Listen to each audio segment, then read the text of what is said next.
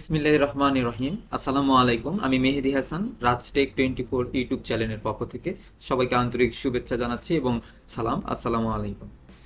আহ, আজকে আপনাদের সাথে আমি একটি কোর্স শুরু করতে যাচ্ছি বা একটা লার্নিং ভিডিও তৈরি করতে যাচ্ছি, যেটা খুবই ধারাবাহিকভাবে আসতেই থাকবে।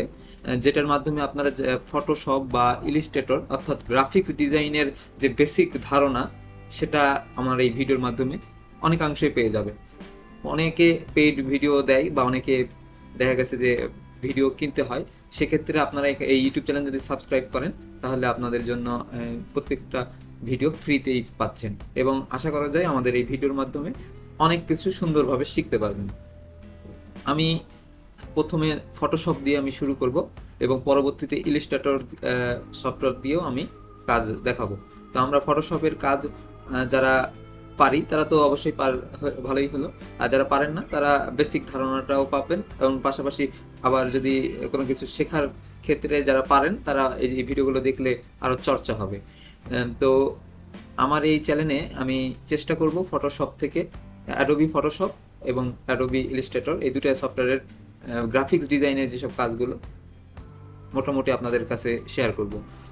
তা আগে আমরা যেই কাজটা করব সেটা হচ্ছে যে আমরা ফটোশপের উপর পরিচিতি পর্ব আজকে শুরু করব এবং পরবর্তীতে যখন ইলিস্ট্রেটর এর সফটওয়্যারটার কাজ শুরু করব তখনকার সময় ইলিস্ট্রেটরের বিস্তারিত আলোচনা করব।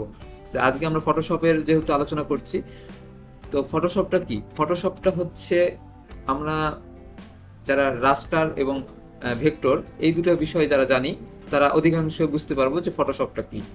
রাস্টার হচ্ছে যেগুলো পিকচার আকারে থাকে বা ছবি আকারে থাকে, অর্থাৎ পিক্সেলগুলো ফেটে যায় এরকম কিছু হতে পারে, সেগুলো হলো রাস্টার ফাইল বলা হয়। অর্থাৎ যে ছবিগুলো আমরা এডিট করার যোগ্য বা এডিট করতে হয় সেগুলোই হলো রাস্টার ফাইল। এগুলো হতে পারে জেপিজি, পিএনজি বা আরও নতুন কিছু এক্সটেনশনগুলো রয়েছে, এগুলো আমরা ইউজ করতে পারি।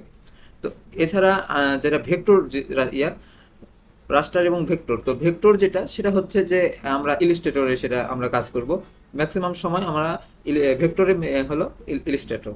তো ইলিস্ট্রেটরের কাজ যখন বলবো তখন ভেক্টর সম্পর্কে বলবো। এখন রাস্টার ফাইল সম্পর্কে বলি।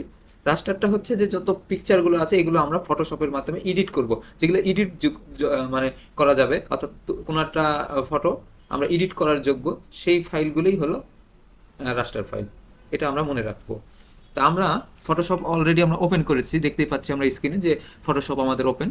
আমরা যে কোনো একটা যত আপডেট ফটোশপ সফটওয়্যার ইনস্টল দিতে পারবো ততই ভালো এবং আমাদের কম্পিউটারের কনফিগার মিনিমাম 8 GB র্যাম এবং 4 GB হলেও হবে, তবে খুব কষ্ট হয়ে যাবে।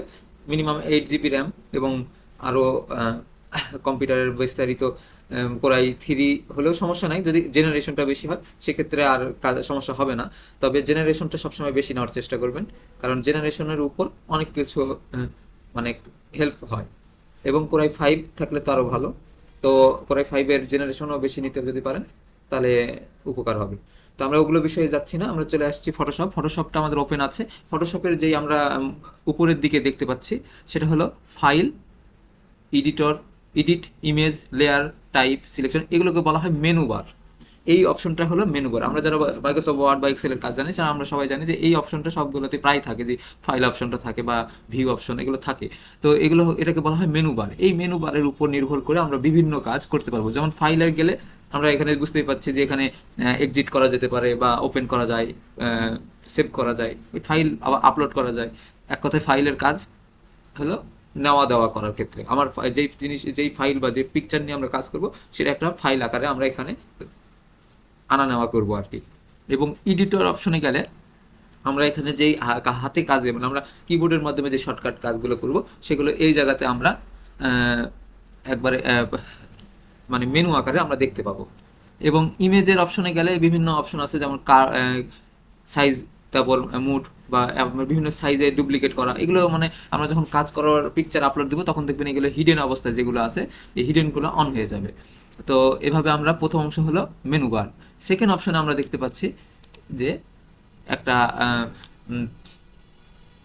ফিচার দেখা যাচ্ছে, অর্থাৎ একটা মেনু বারের মতো দেখা যাচ্ছে। তো এই মেনু বারের যেই দেখা যাচ্ছে এগুলো কি, এগুলো হচ্ছে দেখুন তার নিচেই আছে একটা টুলস বার। অর্থাৎ আমরা যারা পিকচার এডিট করি বা ফটোশপে কি করি, আমরা যখন একটা প্র্যাকটিক্যালি যখন দেখি যে একটা চিত্রশিল্পী কি করে, তুলি দিয়ে, কলম দিয়ে, স্কেল দিয়ে, বিভিন্ন জিনিস যন্ত্রপাতি দিয়ে সে কিন্তু আঁকায় বা ই করে। তো এগুলোর ক্ষেত্রে আমরা এই মানে আমরা যখন সফটওয়্যারে কাজ করবো তখন এগুলো আমাদের কাজ করবে। এগুলো ওই সেম আপনার কলম বলতে পারেন, তুলি বলতে পারেন, এডিট করার জন্য যত টুলস দরকার সেগুলো এই সাইটে আমরা পেয়ে যাব। তো এই সাইটে যখন আমরা দেখবো, প্রথমটাতে যখন ক্লিক দিব দেখবেন উপরের এই মেনু বারটাতে সেকেন্ড মেনু বারে দেখবেন সবগুলো চেঞ্জ হয়ে যাচ্ছে। যখন এটা ক্লিক দিচ্ছি চেঞ্জ হয়ে যাচ্ছে, অর্থাৎ প্রত্যেকটা টুলসের কি কি যেসব অপশনগুলো রয়েছে সেগুলো আবার উপরে মেনু আকারে দেখাচ্ছে। এছাড়াও আরও কিছু অপশন রয়েছে যেগুলো আমরা রাইট বাটনে ক্লিক দিলেই দেখা যাবে, যেরকম পপ আপ আকারে দেখা যাবে কি কি অপশন আরও আছে ওই টুলসগুলো। এখানে আমরা যখন ক্লিক দিব রাইট বাটনে ওপরে যে একটা ক্লিক দিব, যদি থাকে তাহলে অবশ্যই দেখতে পাবো, না থাকলে নাই। তো এরকম যেগুলোতে আছে সেগুলোতে আরও যেগুলো অপশন আছে টুলসের সেগুলো শো করবে। তো এভাবে আমরা এই ফটোশপের যে ফিচারগুলো সেগুলো আমরা পরিচিত হচ্ছি। তো দেখা যাচ্ছে যে এই পারে আরও একটি পপ আপ মানে একটি লেয়ার বা বক্স রয়েছে। এই বক্সগুলো আসলে এক একজনের এক একভাবে সাজিয়ে নিতে হবে। এখানে যেমন আমি সাজিয়ে নিয়েছি, লেয়ার অপশন নিয়েছি, অর্থাৎ পিকচার যখন আপলোড দিব তখন দেখা গেছে যে ফটো আমরা কি করি, তুলি। প্রথম একটা কি করে, আমরা অনেকেই জানি যারা চিত্রশিল্পীর দিকে কখনো দেখেছি কিনা, যখনই আমরা পিকচার অঙ্কন করি তখন দেখবেন প্রথমে একটা পেজ নেই। তো আমরাও দেখা গেছে যে ফাইল থেকে একটা নিউ পেজ নিব, তো ওরকম ওরাও একটা পেজ নেই। পেজের উপর কি করে, দেখা গেছে যে কোনো পেস্ট আকারের কোনো বা সাদা রঙের কিছু রং পালিশ করে কিছুদিনের জন্য রেখে দেয়, বা এরকম অনেক কিছু দেখা যায় যে কিছুদিনের জন্য সাদা রং করে রেখে দেয়। তো আমরা ওইখানে লেয়ার আকারে রাখবো, অর্থাৎ লেয়ার মানে ওই যে সাদা রং করলো প্রথম দিন, দ্বিতীয় দিন দেখা গেছে একটা কালো রং করলো, তৃতীয় দিন বা আধা ঘন্টা পর অন্য রং করলো। ওইভাবে ওরা রঙের যেই মাধুর্য সেটা আস্তে আস্তে চেঞ্জ করে। তো ওরকমই আমরা প্রথমে একটা লেয়ার নিলাম, ওই লেয়ারের কাজ করে রাখার পর ওই লেয়ারকে কপি করলাম, ওই লেয়ারকে কপি করে রাখার পর মানে যেন লেয়ার রাখার মেন উদ্দেশ্য হলো যে আমার মেন যেই ছবিটা, মেন যে পিকচারটা সেটা যেন না চেঞ্জ হয়। এটাই হলো লেয়ারের মেন কাজ। এছাড়া লেয়ারের বিভিন্ন অপশনে বিভিন্ন কাজ আছে। লেয়ারের উপর আবার লেয়ারকে আবার বিভিন্ন লেয়ারের ভিতরে যে সাব লেয়ার বলা যেতে পারে বা বলা সেটাকে আবার বলা হয় এখানে সাব লেয়ার বা হ্যাঁ সেটা হলো প্যাচ। এখানে শো করছে কিনা দেখি আমরা কি কি অপশন আছে। লেয়ারের পর আছে হিস্টোরি পর আছে প্যাথ। এই প্যাথ যে অপশনটা, এই প্যাথ অপশনটা হলো কেমন, যে ওই লেয়ারের ভিতরের বিভিন্ন অপশনে সাইটে কাজ করার ক্ষেত্রে এটা আমরা ইউজ করব। এটা আসলে আমরা যখন কাজ করব তখন অবশ্যই আমরা দেখতে পাবো বা বুঝতে পারবো যে এটার কি কাজ। তো এগুলো হলো আমরা বুঝতে পারছি যে এই হলো সামান্য একটা সফটওয়্যারের কাজ। এখন নিজের দক্ষতা অনুযায়ী এই সফটওয়্যারে আমরা কাজ করব। সফটওয়্যারের বিভিন্ন অপশনের থেকে বিভিন্নভাবে আমরা রং তুলি, যেভাবে মানুষ রং করে এগুলোতে আমরা সেভাবে এডিট করার কাজ করবো। তো আমরা আজকে খালি জাস্ট আমরা দেখবো যে ফাইল ওপেন করতে হয় কিভাবে। আমরা প্রথমে ফাইল অপশনে ক্লিক দিব। ফাইল অপশনে ক্লিক দেওয়ার পর আমরা নিউ একটা লেয়ার ডকুমেন্ট বা পেজ নেব। তো নিউ ডকুমেন্ট নেওয়ার ক্ষেত্রে আমরা এখান থেকে যে বায়ার হোক বা যেই হোক, আপনার একটা নির্দিষ্ট একটা মাপ থাকবে, সেই মাপের উপর নির্ভর করে আমরা পেজ নেব। এখানে দেখা যাচ্ছে যে যে পেজ মাপটা দেওয়া আছে সেটা একটা ইউটিউব বা ফেসবুকের থাম্বনেইল বা যেটা বলা হয় সেটার একটা মাপ দেওয়া আছে। আমরা যখনই ক্রিয়েট করব দেখুন একটা ওই লেভেলের একটা পেজ আমাদের সামনে শো করবে। তো এই পেজটা হলো একটা থাম্বনেইল বা ওই পেজের পোস্টার আকারের সেই মাপ। তো আমরা এই মাপে নিলাম, নেওয়ার পর আমরা একটা ফাইল ওপেন করব। এখানে এই ফাইলটা ওপেন করার ক্ষেত্রে আমরা যদি মাপের উপর যদি কিছু ফাইল নিতে চাই তাহলে আমরা কি করব, যে সরাসরি প্লেস এমবেড করব।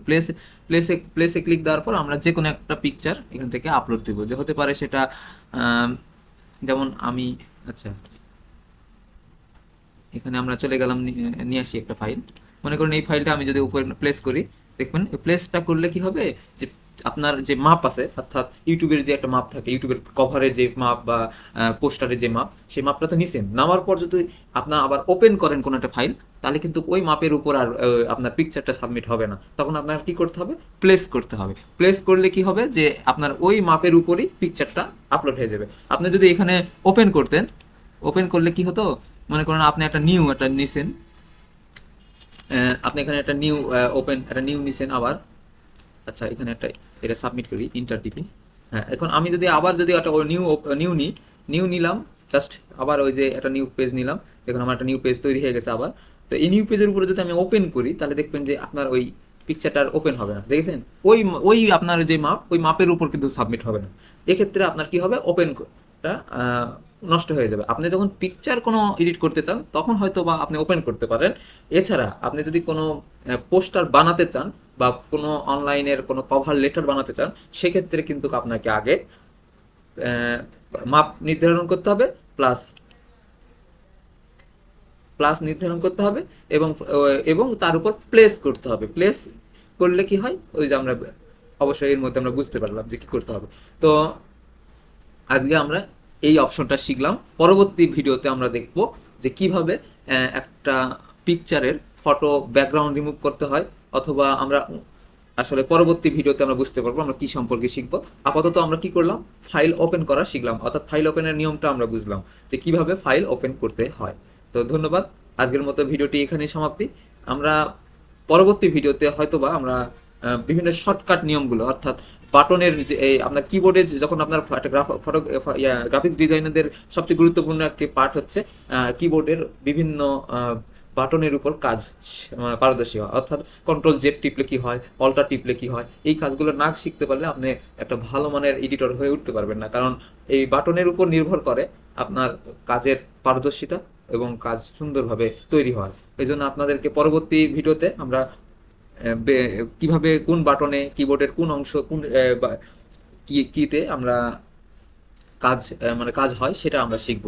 তো আজকের মতো এখানেই সমাপ্তি জানাচ্ছি এবং সবাই ভালো থাকবেন এবং রাজ টেক 24 ইউটিউব চ্যানেলের সঙ্গেই থাকবেন। আমাদের নতুন অধিবেশন শুরু হয়েছে গ্রাফিক্স ডিজাইনের উপর বেসিক ভিডিও, অতএব আপনারা অবশ্যই আমাদের সঙ্গে থাকার চেষ্টা করবেন। ধন্যবাদ সবাইকে, আসসালামু আলাইকুম।